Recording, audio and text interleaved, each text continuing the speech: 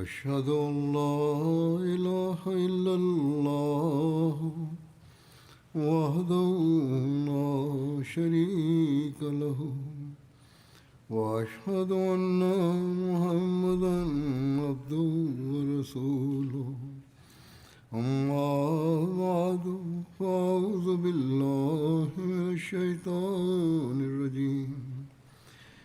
بسم الله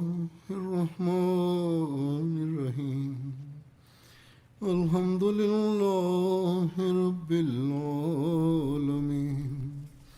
الرحمن الرحيم مالك يوم الدين إياك نعبد وإياك نستعين اهدنا الصراط المستقيم صراط الذين أنعمت عليهم غير المغضوب عليهم ولا الضالين.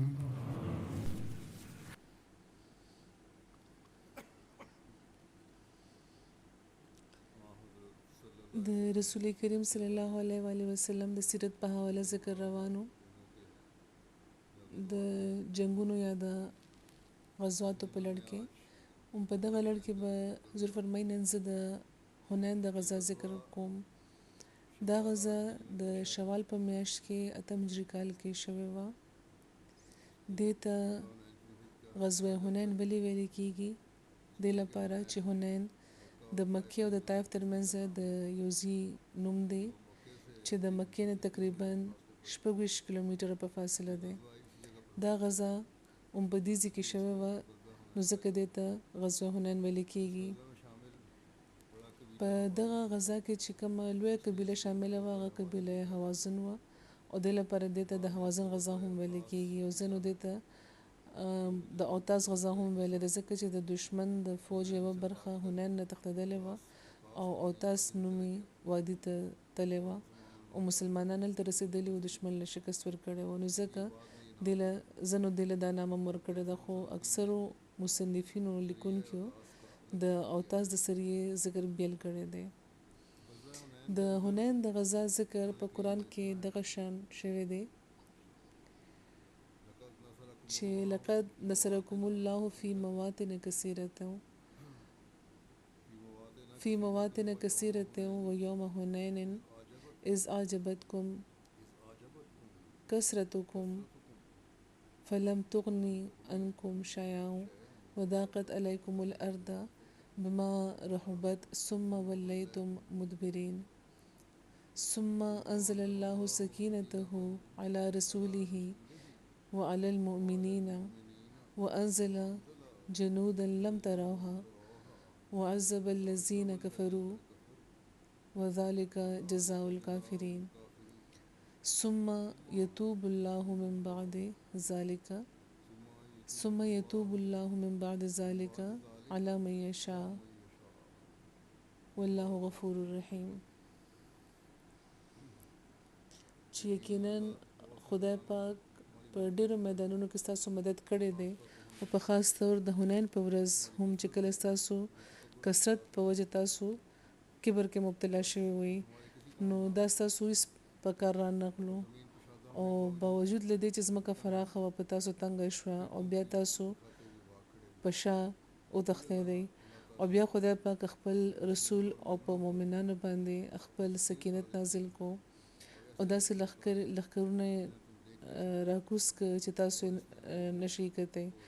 او هغه خلکو له عذاب ورکو چا چې کفر کړی و او د کافرانو جزا هم داسې وي او دې نه پس هم خدای پاک چې چا غواړي توبه به قبلوي ور دپاره به ټیټېږي او خدای پاک ډېر بخښونکی او بار بار رحم کوونکی دی. د دې وجه دا وه چې کله مکه فتح شوه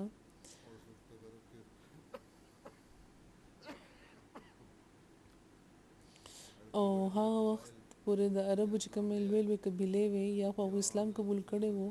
او یا د رسول کریم صلی الله علیه وسلم اطاعت قبول کړی وو، خو د مکې سره جوخت چې کوم اوسېدونکي د د هوازنو د ثقیف قبیلې وې دا ډېرې سرکشې او جنګیالي قبیلې وې او هغوی صرف دا نه چې اطاعت کولو نه انکار کړی و بلکې د هغوی سرداران راغونډ شو هغوی دا وې چې محمد صلی الله علیه و آله وسلم مکې سره د عربو نور قبیلې چې کومې دي هغه خپل فرمانبرداران کړل اوس به یقینا هغوی زموږ طرف ته پیشقدمي کوي نو ځکه بهتره به دا وي چې د نه مخکې چې هغوی زموږ طرف ته رامخکې شي موږ په خپله په هغوی باندې حمله وکړو هغوی په خپله دا تصور وکړو دا هم وی چې د محمد صلی الله علیه و آله وسلم واسطه تر نن پورې ناتجربه کار خلکو سره وه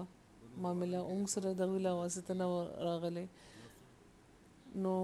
بیا د بنو حوازن سره د ثقیف او د نصر او د جشم چې کوم جنگیالان و هغه راغونډ شو او د سعد بن بکر قبیله او د بنو هلالم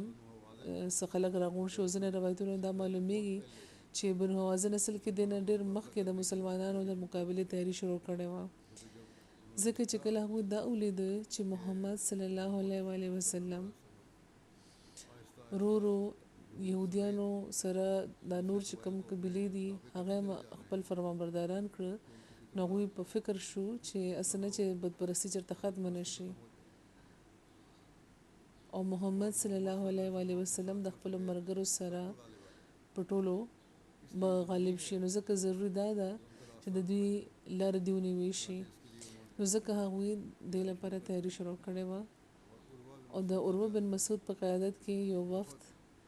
د اردن ښار د جروش طرف ته لېږلی و چې هلته نه وسله او د جنګ چې کومه وسله وي هغه دې راوړي چې کله رسول کریم او د رسول کریم صلی الله علیه و آله وسلم د بنو وزن دغه تیاری نه داسې خبر شوي چې کله هغوی د مکې د فتح لپاره د مدینې نه د مکې طرف ته د روانېدو اراده فرمایلې وه نو رسول کریم صلی الله علیه و آله وسلم یو دسته مخکې نه د لښکر نه مخکې روانه کړې وه او دغه دستې د حوازن یو تن ګرفتار کړی و چې یو جاسوس و او د حوازن له طرفه د مسلمانانو باندې نظر ساتلو لپاره هلته ګرځېدو نو رسول کریم چې دغه نه تپوس وکړو او خط هغه نه تپوس وکړی شو نو هغې دا ووایي چې بنو حوازن ډېر زیات فوج راغونډ کړی دی او بنو ثقیف هم ځان سره شامل کړي دي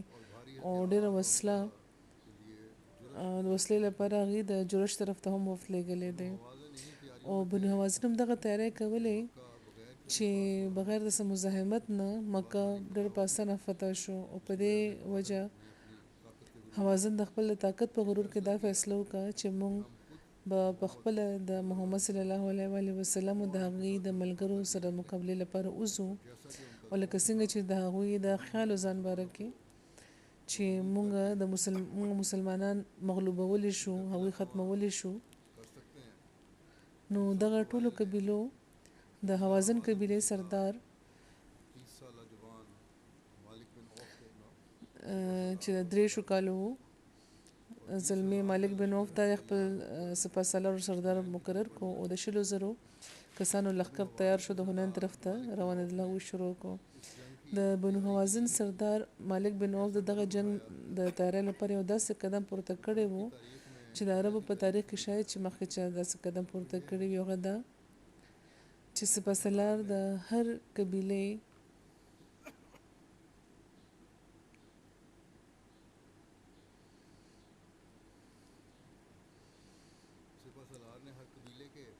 د هر تن ته دا حکم ورکړی وو چې هغه به د جنگ لپاره د خپل کور نه یوازې نه وځي بلکې خپل بال بچ او اندر دې چې څاروي او ټول سامان به د ځان سره راوړي او دې نه د دې مقصد دا و چې په دې وجه به د لښکر هر سپاهي تر آخري حده ښه په بادرۍ جنګېږي او ذهن کې به دا چې د تېښتې څه لاره نشته ځکه چې بال بچ او مال اسباب ټول ورسره دي په دغه جنګ کې د یو بوډا سردار د درید بن سمه له طرفه د جنگ نه د منع کولو ذکر ملاویږي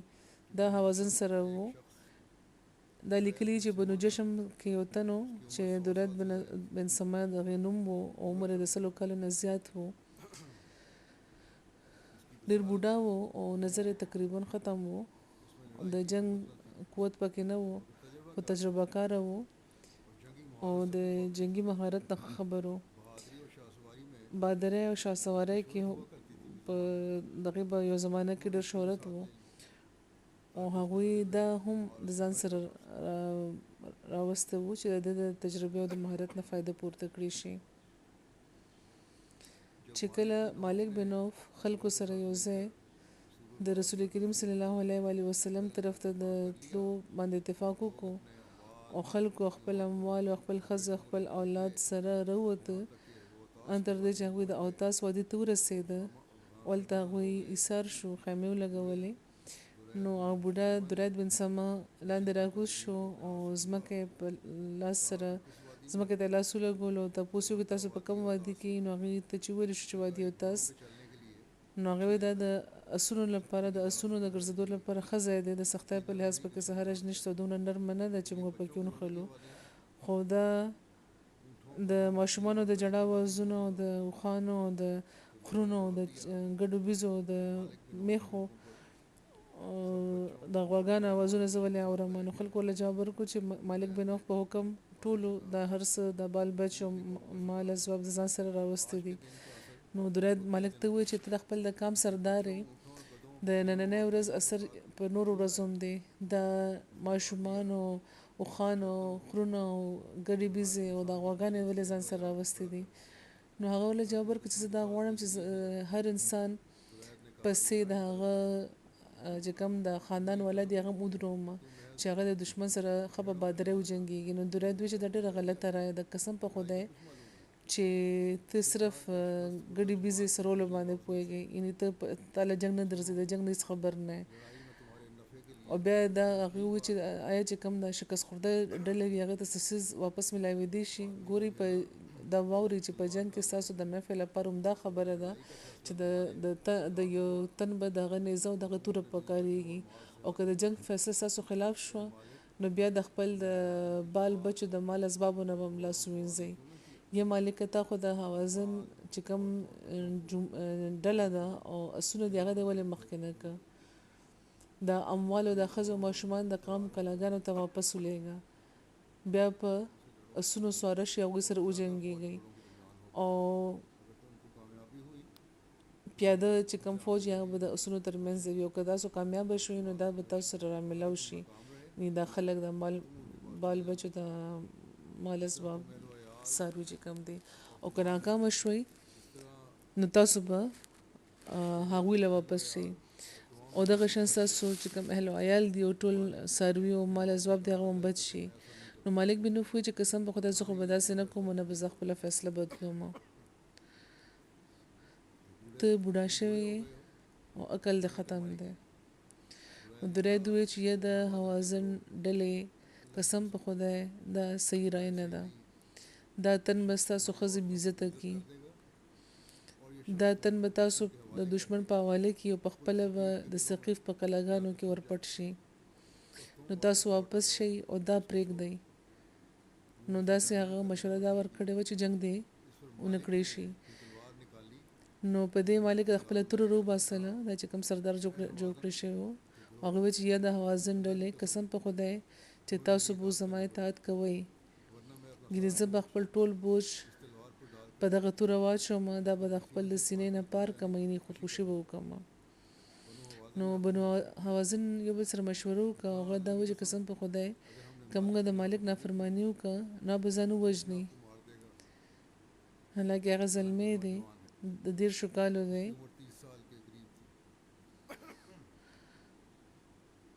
او بیا به موږ درات سره باقی پاتې شو هغه بوډا دی او هغه سره جنگ هغه سره یو ځای جنگ نشي کېدی نو مالک سره اتفاق وکړي نو بیا هم دغه شانو شو مالک درات ته وې اینه ته پوسو کو دینه علامه سبل رای لري نو درات ورته چې او په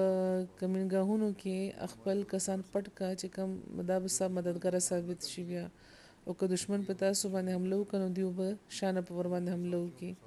او ته به خپل ملګرو سره دوباره په غي باندې حمله وکړي شي او که تاسو حمله وکړو بیا باغې نه به هغې کې به یو هم بیا نه رستو کېږي نو هغه بیا مالک خپل ملګرو ته و چې هغې په ګاټو کې په وادو کې پټ شي او وړومبی حمله یکدم وکړي په اسلامي لښکر باندې چې هغې له شکست بیا ورکړي شي دوی رسول کریم صلی الله علیه وسلم د بنو حوازن د تیاره خبر هغوی ته ملو شوی و چې تفصیل دغه شان دی رسول کریم مخکې هم داسې بیان شوی چې دغه واقعاتو خبر رسېدلی و رسول کریم ته نو رسول کریم بیا د حوازن د قبایلو د لښکر د حالاتو جایزه اخیستو لپاره حضرت عبدالله بن ابو حضرت اسلمي لیږلی وو یو خو هغه جاسوس خبر ورکړی و چې وسله راغونډېږي لګیا ده اوس چې کله دا تیاری وشو نو بیا دې لپاره هغوی خپل یو تن لیږلی و چې ورشي خبر راوړه یعنې د عبدالله بن ابو حضرت اسلمي چې و هغوی د حوازن د خلکو په لښکر کې داخل شو او همایي کې هغوی ګرځېده او هر قسمه معلومات هغوی راغونډ کړه یو 2 ورځې هغوی هلته ایسارو اندر دې چې هغوی د مالک نه دا واورېده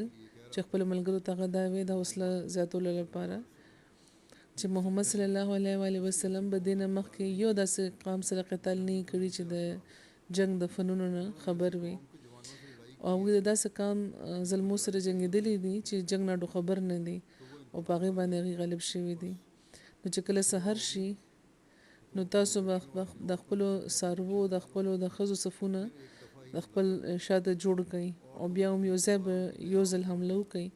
او تاسو به خپل د تورو نیامونه مات کړئ او بې نیامه 100,000 تورو باندې هغې سره وجنګېږئ او د یو سړي په شان پې حمله وکړئ او خبر شئ چې غلبه هم هغه یا مومي چې مخکې به حمله کوي بیا عبدالله بن ابو حضرت رسول کریم له راغله او هغوی د ټولو خبرې نه خبر کړه نو رسول کریم صلی الله علیه وسلم بیا رسول کریم صلی الله علیه وسلم بیا مجبورا د مقابله تیاری وکړه رسول کریم صلی الله علیه وسلم د بنو حوازن سره مقابله لپاره د مکې نه د روانېدو نه مخکې اجازه واخیسته نو د جنگ د چې کوم د متوقع جنگ د غیر په لحاظ اسلامي فوج سره د جنگ سامان ډیر کم وو دغه کمې پوره کولو لپاره رسول کریم د مکې مالدار رئیس صفوان بن امیه چې هغه وخت لا مشرک و هغه نه څه وسله د قرض په تور وغوښته نو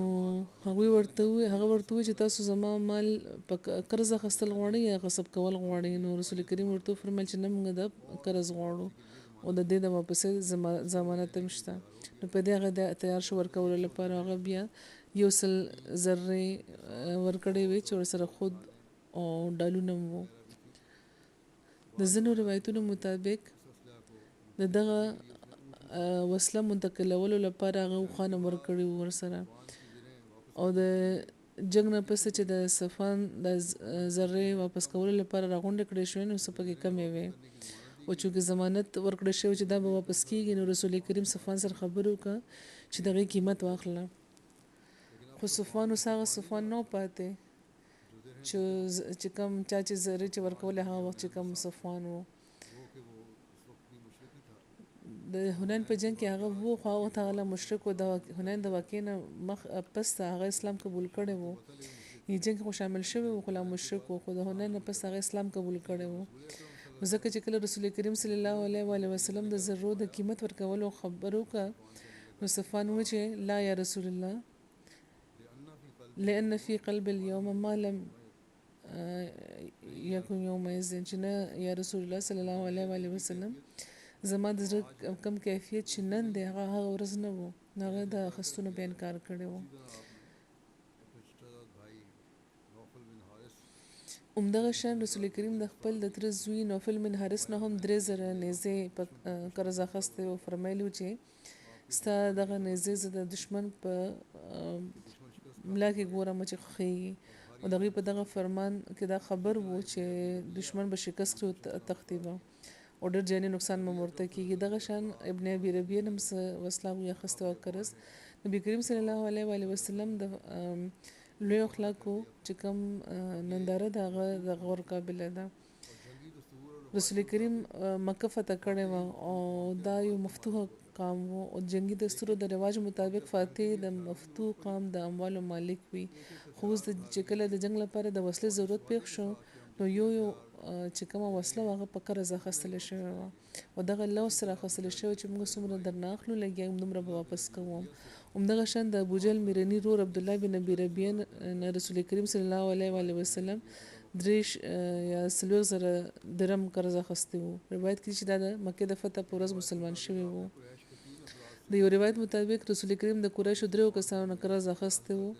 او د صفوان بن امیه نه 50,000 درهم، عبد الله بن ابي ربيعه نه 40,000 درهم او هویتب بن عبد العزى نه 40,000 درهم قرض کړي وو. دا ټول 1,30,000 درهم جوړیږي. د ځینې روایتونو مطابق نقد چې کم قرض او هغوی د مکې د فتح په موقع د حاجتمندو صحابه د مدد لپاره اخیستو دا هغوی کې هغوی تقسیم کړي وو او هر تن له کم او زیات 50 درهم ورکړي شوي وو. او د یو روایت مطابق د بنو جزیمه د مقتلونو د دیت معاوضه وغیره ورکول لپاره دا پیسې قرض کړي شوی وي. ممکنه ده چې رسول کریم صلی الله علیه و آله وسلم د مختلفو ضرورتو لپاره دا پیسې قرض کړي وي چې پکې مالی معاونت او د دیتونو ادایګي شامل وي. خو خدای خبر دی، والله اعلم. حضور فرمایي چې د باقي تفصیل به ان شاء الله آینده بیانوم. حضور فرمایي چې د موز نه پسته به غایبانه جنازه بم کو.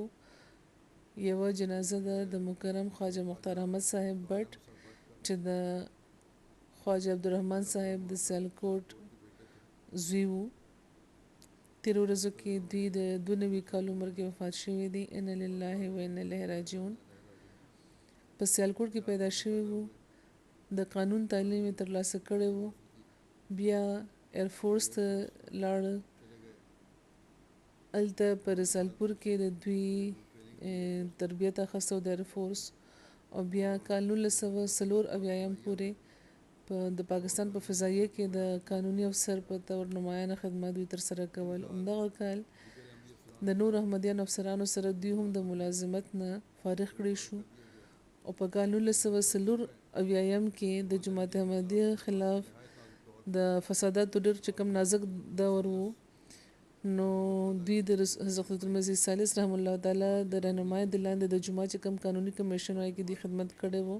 د جماعت د کوششونو په سلسله کې دی د پنجاب وزیر اعلی حنیف رامي سره ملاقات هم کړي وو. حضرت مرزا بشیر احمد صاحب رضی الله تعالی عنہ او حضرت چودھری ظفر الله خان صاحب رضی الله تعالی عنہ سره د دوی ډېر تعلق وو او د ایسنس اف اسلام د لومبي جلد په تیاری کې د چودھری ظفر الله خان صاحب د معاونت موقع هم دوی ته ملاوه شوی وه. په مرکزی سطح دوی د فضل عمر فاونډیشن د ډایرکټر په تور او تر ډیرو کلونو پورې په دارالقضا کې په ربوه کې دوی د قاضي په تور خدمات ترسره کول. په قضا کې حضور فرمایي چې ما هم سمود دي سره کار کړی دی. ډیر صاحب الرای وو او ډیر عاجز انسان وو. خلافت سره خو تعلق د دوی همیشه راسه وو او بیا وروسته حضور فرمایي ما سره هم د دوی ډیر تعلق وو. په کال 2002 کې دوی کینیډا ته کډه وړې وه او هلته د مقامي امیر په تور دوی خدمات ترسره کول.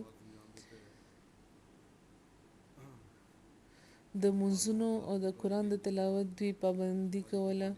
د مال په قربانۍ کې به دوی ډیر مخکې کېده برخه به اخیسته او مخلصه فدایي احمدي وو.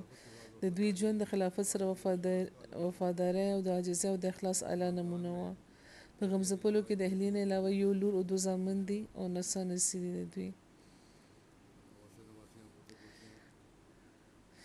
د دې اهلیه امت القیوم صاحبه د غلام احمد اختر صاحب مرحوم لور ده. دا غلام احمد اختر صاحب پر ریلوی کې وو. د ډایرکټر په عہده وو. لوی عہدې باندې ولته او د خلیفۃ المسیح ثانی په دور کې دوی د ریټایرمنټ پسته ناظر اعلی هم پاتې شوي دي سموده. حضرت خلیفۃ المسیح ثانی سره به دوی په سټیج باندې د تقریرونو کې ډیوټي ورکوله د سکیورټي. بهرحال خدمتي خاندان وو. دا د ډاکټر زاهد خان صاحب چې د قضا بورډ یو کې صدر دی د دې سخر وو د خواجه افتخار صاحب. د خواجه صاحب لور عایشه خان لیکي چې ما همیشه دوی لیدلی وو چې د خلافت اطاعت ګزارو. د دریو وروڼو خویندو تربیت دوی په دغه طور دی کړی دی. د جماعت د خلافت د اطاعت نه علاوه زموږ د ژوند بل هیڅ مقصد نه دی په کار. دا به موږ ته وایي. او په کال 1994 کې د پاکستان د فضایي نوکري چې ناڅاپه ختمه شوې وه او بیا د وکالت چې کوم پرایویټ پریکټس وایي کې دي ته چې کامیابي ملاوه نه شو، نو په دې هغوی همیشه د صبر او نکاره خاص او خدای پاک باندې کامل توکل چې دوی نو پرېښی. د یو انسان مخې ته دوی چېرته لاس نو خور کړی او د خپل حاجتونه د خدای پاک مخې ته بیا وړاندې کول. وایي چې کله نه ما هوش سنبال کړی دی دوی ما عبادت ګزار لیدلی دي او د نیکۍ په کارونو کې ما دي لیده چې برخه به اخیسته. چنده به همیشه د میاشت په سر کې ورکوله او که پیسې به وي نو مخکې نه به هم ورکه. او تعلقات ساتلو کې هم دوی ډېر وړاندې وو. خلافت سره د وفا تعلق خو د دوی وو لکه څنګه چې ما ووی غیر معمولی تعلق وو. د جماعت د نظام هم دوی انتهایی پابندي کوله، بلکې د دوی نور چې کوم وروڼه وو نو هغوی هم د جماعت نظام سره او خلافت سره ډېر د اخلاص تعلق لرلو. د دې والد صاحب هم ځکه چې هغوی تربیت کړی وو.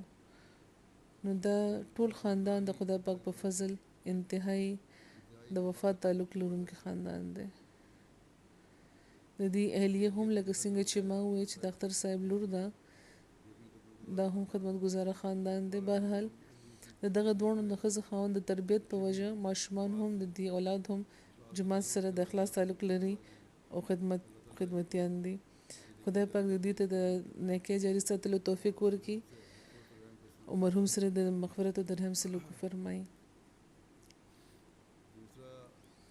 بله جنازه د ذکر دی د سیده بیگم صاحبې چې د نظیر احمد صاحب اهلیه و د هندوستان. دی هم 13 ورځو کې 15 کال عمر کې وفات شوي دي. انا لله و انا الیه راجعون. د خدای پاک په فضل موسیه وه. په غم ځپلو کې د خاوند نه علاوه 3 لوڼه او 4 زامن شامل دي. طاهر احمد طارق صاحب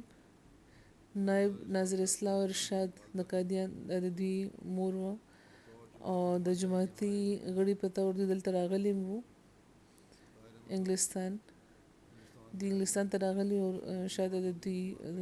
مور وفات شو نو ځکه دوی جنازې کې شامل نه شو. دا خاندان هم ډېر خدمتي خاندان دی. د دوی کشر زوی دی طاهر صاحب، د طاهر صاحب رور دی شبیر احمد صاحب، هغې معلم دی د سلسلې. او دغه شان د دوی لورم د سلسلې د مبلغ د جبار صاحب اهلیه ده. باقی چې کوم 2 زامن دي هغوی هم د جماعت خدمت کوي. ډېر خدمتګزاره خاندان دی. خدای پاک دې د مغفرت سلوک وفرمایي دې سره. طاهر احمد طارق صاحب لیکي چې 15 کالو راسې د ساه په تکلیف کې مبتلا وه او ډېر په صبر او په وقار د خپل د بیمارۍ دا موده تیره کړې ده. هیڅ ګیله هیڅ شکایت چېرته دوی نه دی کړی. دوی 4 کوټو جوري د جموں کشمیر سره وو، هلته دوی تعلق لرلو او په خاندان کې د احمدیت نفوذ حضرت قاضي محمد اکبر بټي صاحب په ذریعه شو چې د حضرت مسیح اسلام صحابي وو او د دې په خاندان کې بیا احمدیت خور شوی او ډېر دیندار او د مونځ او د روژې پابند وه.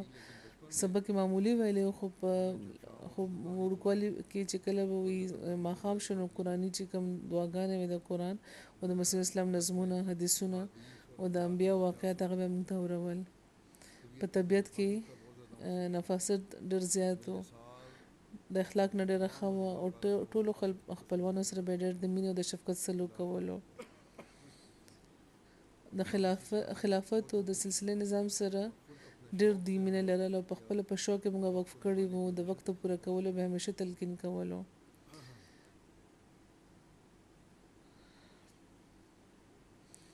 او د قرآن د تعلیم ترلاسه کولو لپاره به روزانه موږ تیارولو او لېږلو به همدغه شان د دنیوي تعلیم طرف ته به هم زموږ پام ګرځولو د دنیوي تعلیم طرف ته هم دوی پام کړی و ډېر د اولاد او ټولو ماشومانو له ښه سبق تعلیم ورکړی و خدای پاک دې سره د مغفرت او د رحم سلوک وفرمایي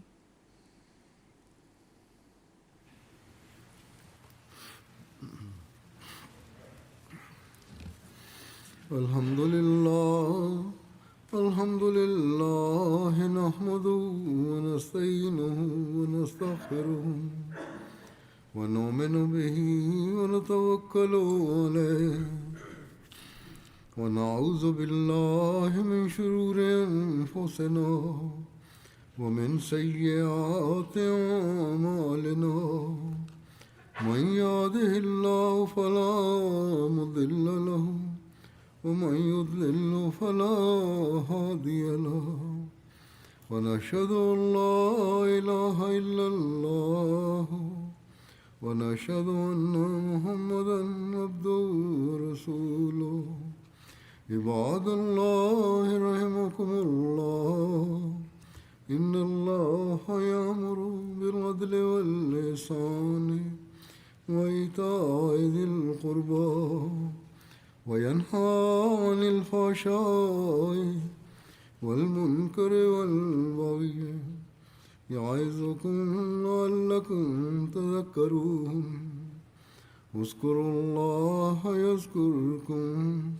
وادعوه يستجب لكم ولذكر الله أكبر